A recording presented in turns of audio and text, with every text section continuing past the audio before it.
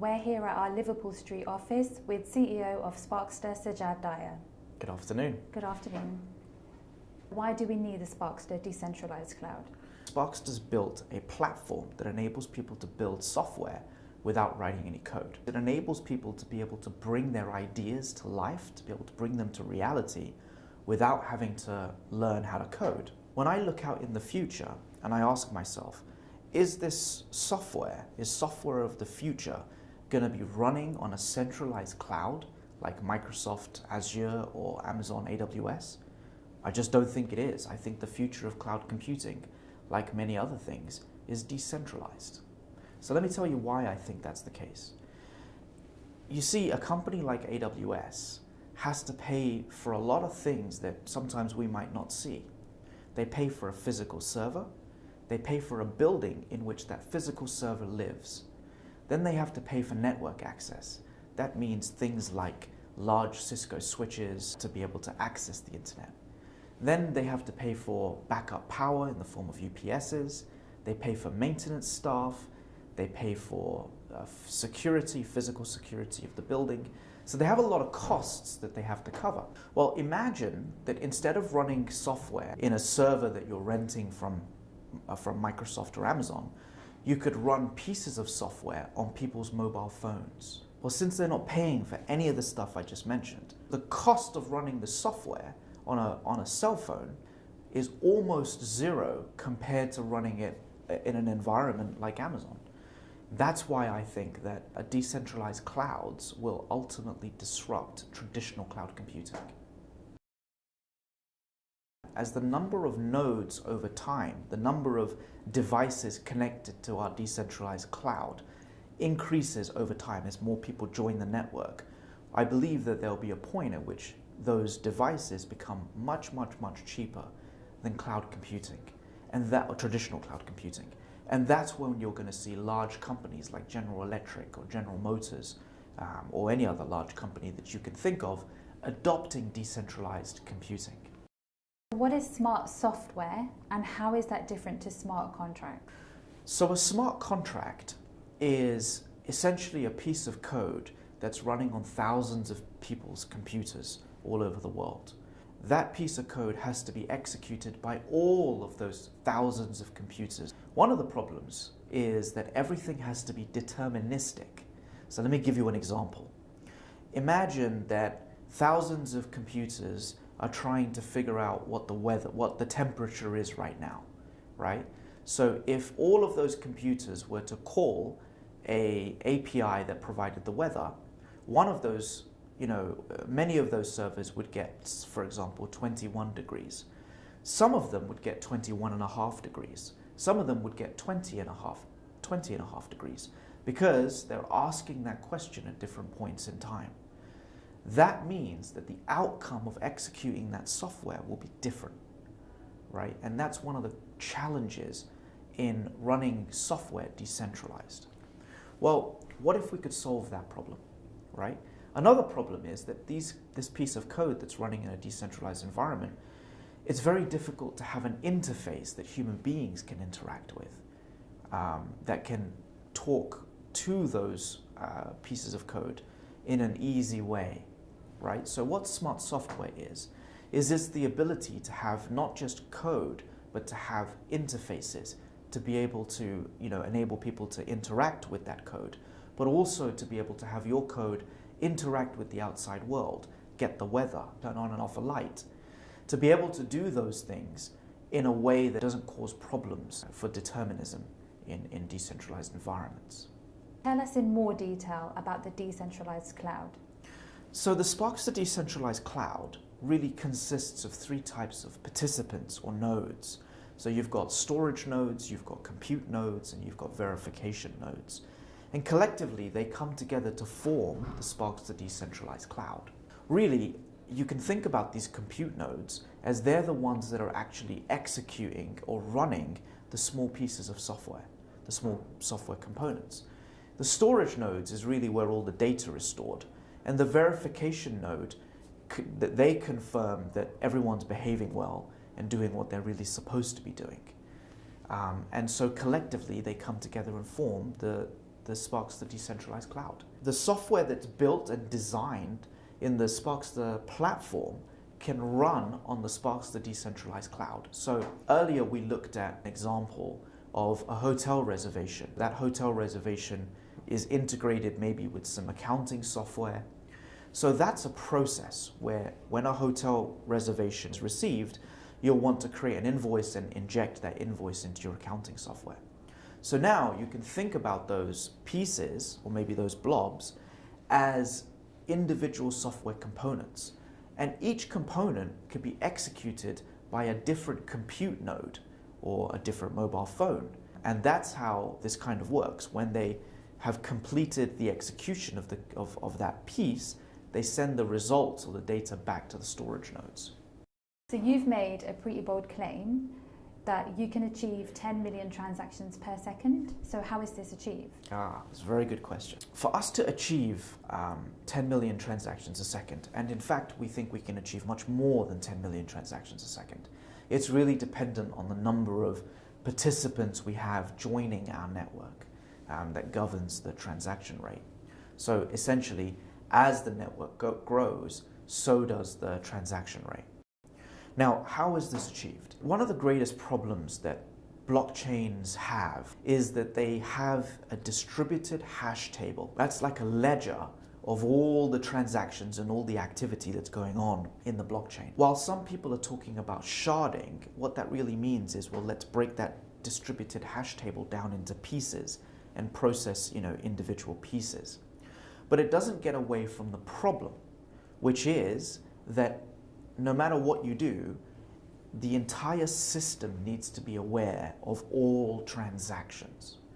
And that's a big problem because there's a lot of communication overhead. If you've got thousands of nodes, right, then there's thousands and thousands of pieces of communication that's going back and forth between all of these nodes, trying to arrive at consensus and ultimately trying to update the distributed hash tables across all of these thousands and thousands of servers, or thousands and thousands of participants.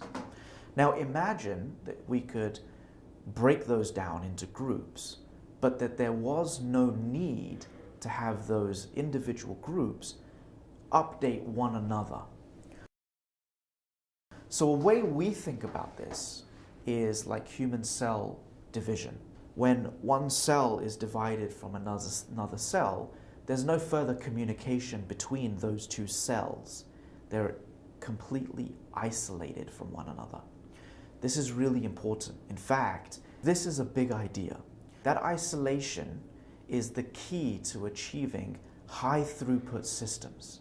And this is a formal idea in computer science. So really what we're saying is, what if we could build smaller or clusters of blockchains that are isolated from one another? And as the network grows and as more people join the network, we create more and more of these cells that are disjoint from everything else. And so you can imagine that one cell has its own distributed hash table, but there's no communication overhead from taking the information that's in one distributed hash table and having to replicate that into other distributed hash tables. And if you can eliminate all of that communication overhead, then you can achieve high levels of concurrency and parallelism. Imagine you have two companies. You've got General Motors and General Electric. Now, the customer information that General Electric has about their customers, do you think they ever want to share that information with General Motors? They don't, right? And so you wouldn't need to put the customer information for General Electric in the same distributed hash table as General Motors. You could isolate them and you could separate them.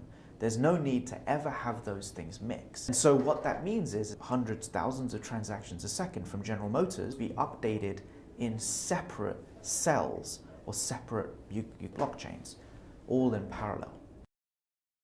One of the greatest problems that blockchain technology has, and something that I'm sure people talk about a lot, is how is this technology going to support millions and millions of companies? That's the real problem we're trying to solve. How do we build a blockchain that can support millions and millions of companies all in parallel? And we think the solution to that problem is to isolate companies from one another. Now, that doesn't mean that one blockchain would have one company. It means that one blockchain would have, or one cluster or one cell of nodes would have a certain number of companies, but it wouldn't need to have the information about all companies. So another way to take advantage of this is, suppose that somebody wants to build an application like Amazon, where they need to literally process orders for, millions of customers. So you don't have to have, one company limited to one cell. You could have customers limited to certain cells. So you could say maybe A through B is on one cell and C through D is on a different cell. And therefore, a company can achieve high levels of concurrency and parallelism and achieve millions of transactions a second in the application they're building. You talked about mobile devices and cells. So how does a mobile device know which cell a customer's data belongs to? That's a really good question. Traditionally, how this would be done is that there'd be a centralized database that would have awareness about where all of the records are and which shard or which cell the information would be on. But we're using an intelligent algorithm called consistent hashing. And what that does is it takes, for example, the customer's ID, and it hashes that customer's ID into a number, and then it uses that number to be able to identify which cell his information exists on, or her information exists on. And so this consistent hashing algorithm enables us to determine where the information is. The blockchain that we're building is a specialized blockchain. And what I mean by specialized is it's custom designed, it's tailored to serve the specific purpose of enabling people to run software in a decentralized cloud. If we're going to have mainstream adoption of the Sparkster Decentralized Cloud, there's certain things that we need to be able to check off in terms of a checklist.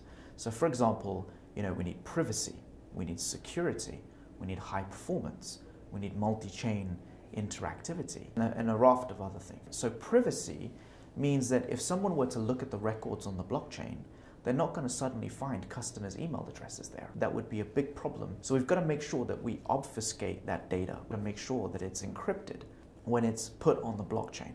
So that's one factor. A second factor is security. If somebody's mobile phone is processing a record for GE or for anybody really, we've got to make sure that that data is secure and safe on that device. It cannot be hijacked, it cannot be stolen, it cannot be accessed. And so we put a lot of effort into hardening the app that runs on the mobile device such that data cannot be taken from it, right? And we go into more details about how we achieve these things in our white paper. In terms of high performance, we've kind of gone over that. We talk about how we achieve millions of transactions per second by creating these cells that are isolated from one another. And each cell is really, you can think of it as analogous to its own kind of blockchain. And so because each blockchain can receive its own set of transactions, those transactions can be processed in parallel. The other component is the things that have to be, we have to be able to interact and communicate with other chains. We have to be able to be multi-chain interoperable. So for example, an application that's built on the Sparkster platform must be able to communicate with Ethereum smart contracts, must be able to communicate with other blockchain technologies. So today we have an integration. The Sparkster platform has already integrated Ethereum smart contracts and IOTA smart transactions. And on our roadmap, we have Stellar, we have Cardano, and we have Neo. And we'll be adding more networks to that as they mature and develop. These are the things that we think are necessary for mainstream adoption of a decentralized cloud. And if that happens, we think that the companies and people that are using public clouds like AWS and Microsoft Azure, we think that they'll adopt decentralized clouds because ultimately they'll be significantly cheaper. So who is this for and who is the end customer? In summary, if you're building an application today and running that application in Amazon, we think that you're a potential customer of the Sparkster Decentralized Cloud if we can meet those needs. Today, we're able to achieve over 1,000 transactions a second in each cell. And the reason and the way we're able to do that is that we're using something called Federated Byzantine Agreement. Now, this is an idea that we've borrowed from Ripple, and as many of our viewers will know, Ripple is one of the fastest currencies out there today. But you might ask, well, what does Federated Byzantine Agreement systems mean?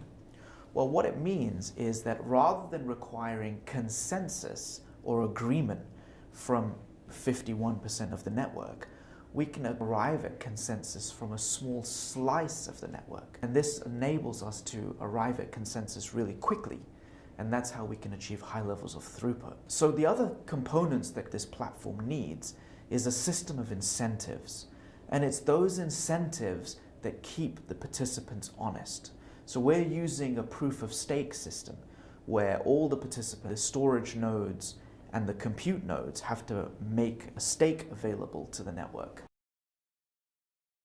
If the verification nodes find them to be creating transactions that are false, if they claim to have switched on a light bulb in the real world, but in fact didn't do that, then their stake would be captured by those verification nodes.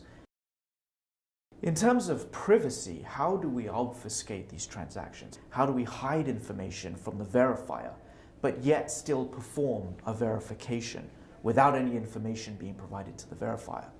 So we've borrowed an idea from Zcash called ZK snarks. And ZK snarks are essentially a way of verifying information without ever providing information to the verifying party. Imagine somebody wants to prove that they know a password to a door. Well, if they could successively pass through that door over and over again, then one might conclude that they do indeed know the password to the door. It's using this idea of being able to prove that you know something without actually revealing what you know that enables us to achieve very, very high levels of privacy on the Sparkster Decentralized Cloud.